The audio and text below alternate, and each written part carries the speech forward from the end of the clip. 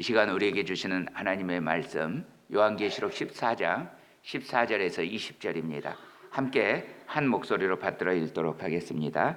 요한계시록 14장 14절에서 20절 말씀입니다. 함께 읽습니다. 또 내가 보니 흰 구름이 있고 구름 위에 인자와 같은 이가 앉으셨는데 그 머리에는 금 면류관이 있고 그 손에는 예리한 낫을 가졌더라. 또 다른 천사가 성전으로부터 나와 구름 위에 앉은 이를 향하여 큰 음성으로 외쳐 이르되 당신의 낫을 휘둘러 거두소서 땅의 곡식이 다 익어 거둘 때가 이르렀음이니이다 하니 구름 위에 앉으신 이가 낫을 땅에 휘두르매 땅의 곡식이 거두어지니라. 또 다른 천사가 하늘에 있는 성전에서 나오는데 역시 예리한 낫을 가졌더라. 또 불을 다스리는 다른 천사가 제단에서부터 나와 예리한 낫 가진 자를 향하여 큰 음성으로 불러 이르되 내 예리한 낫을 휘둘러 땅의 포도송이를 거두라. 그 포도가 익었느니라 하더라. 천사가 낫을 땅에 휘둘러 땅의 포도를 거두어 하나님의 진노의 큰 포도주 틀에 던지매 성 밖에서 그 틀이 밟히니 틀에서 피가 나서 말 굴레까지 닿았고 1600 스타디온에 퍼졌더라. 아멘. 어제 우리는 어린 양의 노래를 보았습니다. 어린 양의 표를 받은 사람은 어린 양의 노래를 부르고 짐승의 표를 받은 사람은 이제 영원한 심판에 들어가게 됩니다. 여러분, 짐승의 표를 받는다는 것은 단순히 이마나 손에 도장 찍는 것 이상의 의미를 가졌다고 했습니다. 내가 모르는 가운데, 예수님 믿는데 모르는 가운데 찍히는 것이 아니에요. 예를 들어 생체 아이들하고 속여서 나 몰래 찍어서 되는 것이 아니에요. 이거는 나의 자유의지가 사용되어서 선택의 여지가 있어요. 이걸 안 받으면 매매도 못해요. 이걸 받아야 매매할 수 있어요. 제대로 살아갈 수 있단 말이에요. 삶을 그래야 누릴 수 있어요. 그래서 그리스도를 부인하고 적 그리스도의 우상에게 경배할 때 이 666이 주어진다고 했습니다. 그러므로 여러분, 이 666에 들어간다는 것은 사실은 내 영혼을 적 그리스도의 영에게 지배되도록 맡기는 겁니다. 그러므로 여러분이 주님 아닌 것에 지배되지 않도록 주의하세요. 예를 들어서요, 중독이 있잖아요. 특별히 요즘 현대 사람들은 대부분이 중독 가운데 있어요. 스마트폰 중독. 우리 교인들도 이 스마트폰 중독에서 많이 자유롭지 않을 거예요. 저도 그래요. 저도 스마트폰을 하루에 쓰는 시간이 굉장히 많아요. 근데 여러분 조심해야 돼요. 스마트폰이 나를 지배하면 그 순간 주님이 나를 지배하지 못하는 거예요. 그렇죠? 그러면 이것이 내 선택에 의해서 주님이 아닌 다른 것이 나를 지배하도록, 말하자면 스마트폰이 나의 주가 되는 거예요. 그렇게 되지 않도록 스마트폰 같은 것을 사용할 때 정말 주의해서 사용해야 합니다. 불필요한데 그 모니터 액정을 들여다보고 있지 않도록 조심해야 합니다. 어떤 것이 되었든지 나를 지배하지 못하게 하소서 하고 기도하면서 나가세요. 만약에 어떤 분이 콜라에 중독되어 있거나 아니면 커피에 중독되어 있어도 거기서 빠져나오세요. 어떤 것도 나를 지배하지 못하게 하세요. 오직 나를 지배할 수 있는 대상은 주님밖에 없도록 하세요. 주님만 나를 지배해야, 그래야 하나님 나라가 나에게 이루어지는 거잖아요. 왕권에게 제대로 내가 섬기면서 드리는 거잖아요. 그래서 이 영토가 주님의 영토가 되도록, 주님이 철저히 다스리시는 주님의 영토가 되도록 나를 내어드리시기를 바랍니다. 자, 우리 요한계시록 또 한번 전체를 정리하십시다. 1장은 어린 양에 대한 계시였어요. 2장과 3장은 7 교회, 4장은 하늘 보좌. 5장과 6장은 7인, 7장은 14만 4천, 8장과 9장은 7 나팔, 10장은 작은 두루마리채, 11장은 두 증인, 교회와 성도, 12장은 붉은 용과 영적 전쟁, 13장은 적 그리스도와 거짓 선지자 두 짐승. 자, 그리고 오늘 14장 진행되고 있습니다. 14장은 14만 4천의 노래 어제 했고요. 오늘은 대추수에 대해서 보게 되고 15장 내일은 어린 양의 노래가 진행됩니다. 14절입니다. 또 내가 보니 흰 구름이 있고 구름 위에 인자와 같은 이가 앉으셨는데 그 머리에는 금 면류관이 있고 그 손에는 예리한 낫을 가졌더라. 여기 인자 같은 이가 나오는데요. 인자라는 말은 사람의 아들이란 뜻이죠. 혹시 모르셨어요? 이걸 왜 한자로 적어가지고 헷갈리게 하는지 모르겠어요. 그냥 사람의 아들 하면 되게 쉽죠. 그러면 인자면 인자고 아니면 아니지. 왜 인자 같으니 이런 표현을 썼을까요? 인자면 우리는 그냥 예수님하고 알겠는데 왜 인자 같으니라고 표현할까요? 자, 다니엘 7장 13절 14절입니다. 내가 또 밤 환상 중에 보니 인자 같은 이가 하늘 구름을 타고 와서 옛적부터 항상 계시니, 옛적부터 항상 계시니는 누구예요? 하나님께 나아가 그 앞으로 인도됨에 그에게 권세와 영광과 나라를 주고 모든 백성과 나라들과 다른 언어를 말하는 모든 자들이 그를 섬기게 하였으니 그의 권세는 소멸되지 아니하는 영원한 권세요 그의 나라는 멸망하지 아니할 것이니라. 그럼 누구예요? 예수님 맞아요. 예수님이에요. 자, 그런데 이 그리스도께서 흰 구름 위에 계십니다. 구름은 하나님의 영광의 임재를 나타낼 때 사용하는 말입니다. 하나님과 같은 이 신적인 영광을 가지고 계시다는 말씀입니다. 머리에는 금면류관을 쓰셨어요. 왕이라는 이야기입니다. 예수 그리스도는 영원한 왕입니다. 예수 그리스도는 참으로 왕이십니다. 그 그리스도께서 손에 아주 날카로운 낫을 가지고 계십니다. 이 예리한 낫은 심판을 의미합니다. 15절입니다. 또 다른 천사가 성전으로부터 나와 구름 위에 앉은 이를 향하여 큰 음성으로 외쳐 이르되 당신의 낫을 휘둘러 거두소서 땅의 곡식이 다 익어 거둘 때가 이르렀음이니이다 하니. 그런데 이상한 일이 일어났어요. 낫을 휘둘러서 곡식을 거두는 일이라면 여러분 주인이 해요, 종이 해요? 종이 해요. 당연히 종이 해야 돼요. 당연히 그리스도께서 천사를 시켜서 해야 돼요. 그런데 그리스도는 천사에게 맡기지도 않을 뿐더러 천사도 아이고 임금님 제가 하겠습니다 이러지 않으시고 천사에게 않으시고 이러면 안 되는데 천사에게 높임말 취소. 천사는 그냥 높임말 하는 거 아닙니다. 천사도 자기들이 하려고 하지 않고 그리스도께서 직접 하시라고 여쭙고 있어요. 그리고 그리스도께서 직접 곡식을 거두십니다. 16절입니다. 구름 위에 앉으신 이가 낫을 땅에 휘두르매 땅의 곡식이 거두어지니라. 여러분 이 곡식이 뭐냐면요, 믿음으로 구원받을 성도들입니다. 우리 주님께서 구원받을 성도들을 거두는 일을 천사들에게 맡기지 않고 직접 거두셨어요. 그러므로 여러분 우리는 그리스도의 이름으로 바로 하나님께 이릅니다.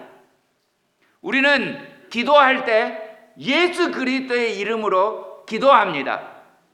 우리는 천사의 이름으로 기도할 필요도 없고 천사를 숭배할 필요도 없고, 다시요, 천사에게 존댓말하면 안 돼요. 그래서 천사에게 숭배할 필요가 없고 또 어떤 성인이나 마리아나 맡길 필요가 없습니다.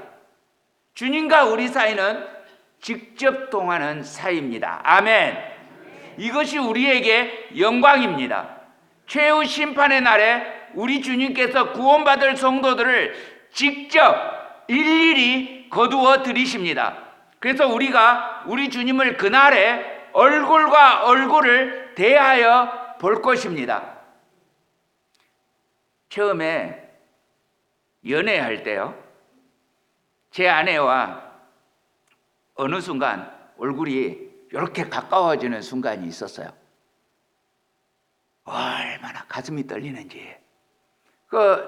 제 아내가 별 의미가 없이 이야기하면서 얼굴이 무심하게 가까워졌는데, 이 순수하지 못한 제 가슴은 얼굴이 가까워지기만 해도 막 뛰었습니다. 그런데 여러분, 그날이 오면 주님과 내가 너무 사랑하기 때문에 주님께서 나를 그렇게 가까이 형로야 하고 와서 형로야 어서 와 하다가 주님과 내가 얼굴이 가까워지는, 여러분, 주님과 우리와의 이 사랑은요, 세상에서 남자와 여자의 사랑으로 비교할 수 없는 어마어마한 사랑을 경험하게 될 것입니다. 그 설레임, 그 감격, 그 영광이 우리에게 예비되어 있습니다. 반면에 보세요. 17절입니다. 또 다른 천사가 하늘에 있는 성전에서 나오는데 역시 예리한 낫을 가졌더라. 자, 이번에는 다른 천사가 역시 예리한 낫을 가지고 있습니다. 근데 18절 보세요. 또 불을 다스리는 다른 천사가 제단으로부터 나와 예리한 낫 가진 자를 향하여 큰 음성으로 불러 이르되 네 예리한 낫을 휘둘러 땅에 포도송이를 거두라. 그 포도가 익었느니라 하더라. 자, 여러분, 혹시 포도 따보셨습니까? 포도를 딸 때 뭘로 따요? 가위 같은 거, 그걸로 따죠, 그죠? 근데 여러분, 여기다가 낫을 휘두르면 어떻게 되겠습니까? 포도가 사방으로 튀죠. 뭐가 연상되죠? 포도주는 뭘 상징해요? 피를 상징하죠. 피가 튀는 일이 벌어지는 겁니다. 근데 여러분, 여기서 또 중요한 단어가 나와요. 이 천사가 어디로부터 와요? 어디로부터 왔어요? 제단으로부터 나왔어요. 자, 이 제단은 번제단이 아니고 향단이라 그랬습니다. 이 제단에는 무엇이 하나님께 드려졌는지 혹시 기억하십니까? 기도가 드려졌습니다. 금향로에 그 향연에 기도가 함께 올라갔습니다. 그러니까 이 심판이 지금 벌어져요. 그리스도는 우리 믿는 자를 거두고 사탄은 믿지 않는 자를 심판하는 낫을 휘두르는데, 여기에 성도들의 기도를 들으시고 심판하신다고요. 그러니까 이 심판이 아주 무서운 준엄한 진노의 심판이죠. 자, 19절입니다. 천사가 낫을 땅에 휘둘러 땅에 포도를 거두어 하나님의 진노의 큰 포도주 틀에 던지매. 자, 이 심판은 그리스도께서 직접 하지 않으시고 종을, 천사를 시키십니다. 여러분, 하나님께서 심판하실 때 성도들의 기도를 따라 심판을 내리십니다. 그러므로 여러분, 우리가 하는 기도는 보통 기도가 아닌 거예요. 우리가 하는 기도는 결국 세상을 통치하는 기도가 되는 거예요. 여러분, 처음 요한계시록 시작할 무렵에 ISIS에 의해서 죽음을 당했던 3살짜리 꼬마 이야기 드렸던 기억 나시죠? 그 꼬마가 죽기 직전에, 순교를 당하기 직전에 하나님께 가서 다 이룰 거야, 그 말을 하고 죽음을 당했다라고 이야기했습니다. 아시겠어요? 핍박받은 성도들이 그 핍박을 어떻게 당했는지 하나님께 다 말할 거예요. 지금은 대책 없이 악한 자로부터 핍박을 당하고 있지만, 힘이 없이 당하고 있는 것 같지만 하나님께 다 말할 거예요. 그리고 하나님께서 이 눈물의 성도의 기도가 담긴 향연을 받으시고 이 기도를 응답하시고 성도들의 눈에서 모든 눈물을 씻어주실 겁니다. 할렐루야, 아멘. 18절 뒷부분에 보면 그 포도가 익었느니라 했습니다. 악한 자들의 불신의 죄악이 절정에 달했다는 말입니다. 성도들의 부르짖음이 드디어 응답될 만큼 절정에 달했다는 말입니다. 이 땅에 고난을 받아 죽임을 당하는 순교자의 수가 찼다는 말입니다. 포도를 악한 자들을 걷어서 하나님의 큰 진노의 포도주 틀에 던집니다. 여러분 아시지요? 예전에 고전적인 방법으로 포도주를 만들려면 포도를 포도주 틀에 담아요. 포도주 틀이 작지 않습니다. 가서 보면 이 포도주 틀이 커다란 이 납작한 바위를 파서 홈을 만들어 놨어요. 그래서 이렇게 커다랗게 동그랗게 원형으로 이제 이 구멍이 나 있고 거기서 이렇게 한쪽으로 배수관처럼 해가지고 흘러나갈 수 있게끔 만들어져 있습니다. 거기다가 포도를 붓고 사람이 들어가서 발로 밟아요. 발로 밟으면 그러면 이제 포도가 으깨지죠. 그런데 이 포도주 틀이 어디 있어요? 성 밖에 있어요. 자, 마태복음 25장입니다.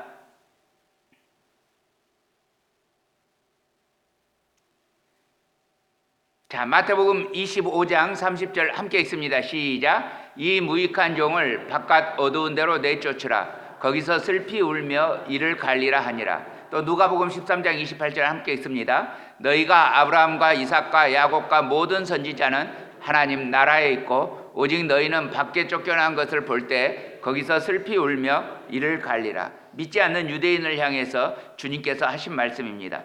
여러분, 성 밖이 지금 어디라고 말했어요? 하나님 나라 바깥이에요. 그것은 어두운 것이에요. 거기에서 진노의 심판을 받으면서 후회와 고통 가운데에서 슬피 울며 이를 갈아요. 예수 그리스도를 예루살렘 성 밖, 영문 밖에 매달고 피 흘리게 했던 악한 자들은 이제 영원히 하나님 나라 새 예루살렘 성 밖에 내쫓겨 진노의 심판을 당합니다. 그 진노가 어찌나 맹렬한지 보세요. 20절입니다. 성 밖에서 그 틀이 밟히니 틀에서 피가 나서 말 굴레까지 닿았고 1600 스타디온에 퍼졌더라. 자, 성 밖에서 그 틀에서 포도즙이 나오듯이 피가 나요. 그런데 이 심판이 얼마나 맹렬한지 이 피가 말 굴레까지 닿고 1600 스타디온에 퍼졌다고 했어요. 여러분, 전쟁을 할 때 이제 이 전쟁의 살육이 맹렬하면 피가 튀잖아요. 그러면 말을 타고 이렇게 칼을 휘두르는 그 사람의 말 머리에 그 굴레가 씌워져 있는데 그 굴레가 그 아주 잔인한 전쟁 영화 보면 빨갛게 그 말 굴레가 피에 물듭니다. 이 일에 비유를 하는 겁니다. 근데 여기서 대단한 것은 이 피가 튀는데 1600 스타디온에 튑니다. 여러분, 1600 스타디온은 요즘식으로 말하면 200마일입니다. 대단한 심판인 거죠. 200마일이면 어디까지 가나요? 저 하이데저트까지 가나요? 더 멀리 가나요? 박찬호 집사님, 200마일이면 어디 정도 가죠?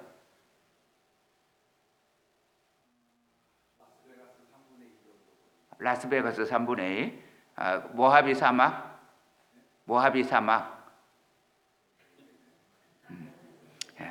자, 우리 궁금하면 200마일 가가지고 저기 뭐죠? 그 물건 싸게 파는데 아울렛 도달하는지 한번 봅시다. 사랑하는 새벽 성도 여러분, 이 진노의 심판은 이 땅에서 살면서 고난받은 성도, 억눌리며 당했던 그 모든 고통을 하나님께서 들어서 응답하시고 친히 대갚아 주시고 내 눈에서 그동안 흘렸던 눈물을 씻어주시는 일입니다. 그러므로 여러분, 최후의 심판이 우리에게 무서운 일이겠습니까? 아니면 우리에게 위로의 날이 되겠습니까? 위로의 날입니다. 그러므로 여러분, 이 마지막 심판과 재앙을 겁내지 마세요. 우리의 기도 때문에 벌어지는 일이에요. 우리의 기도에 응답하셔서 벌어지는 일이에요. 물론 우리 이 마음 약한 자매님들은 실제가 아니고 영화로도 못 봐서 눈을 가리잖아요. 그런데 참 재밌게도요, 영화로도 못 보는데 실제로는 또 보시더라고요. 아무튼 이거는 우리에게 위로의 일이에요. 철저히 우리가 승리했고 하나님께서 우리를 절대로 버리지 않으셨다는 하나님의 위로잔치예요. 사랑하는 형제자매 여러분, 지금은 우리가 고난 가운데 있고, 또 어제 우리 이렇게 김옥희 권사님 고난당하고, 그제 우리 윤여진 권사님 고난당하고, 지금은 하나님께서 우리에게 아무런 상관도 하지 않으시고 내버려 두시는 것처럼 느껴질 수도 있습니다. 그러나 여러분, 때가 차면 주님께서 우리의 모든 아픔을 싸매어 주실 것입니다. 그러므로 결코 낙심하지 맙시다. 결코 포기하지 맙시다. 인내하면서 믿음으로 이 땅의 모든 어려움을 이겨내고 사탄과 적그리스도와 거짓 예언자의 유혹과 회유에 넘어가지만 않고 그렇게 오직 말씀과 기도로 거룩한 성도의 삶을 살아가시기를 우리의 구속자, 우리의 왕 예수 그리스도의 이름으로 축복합니다.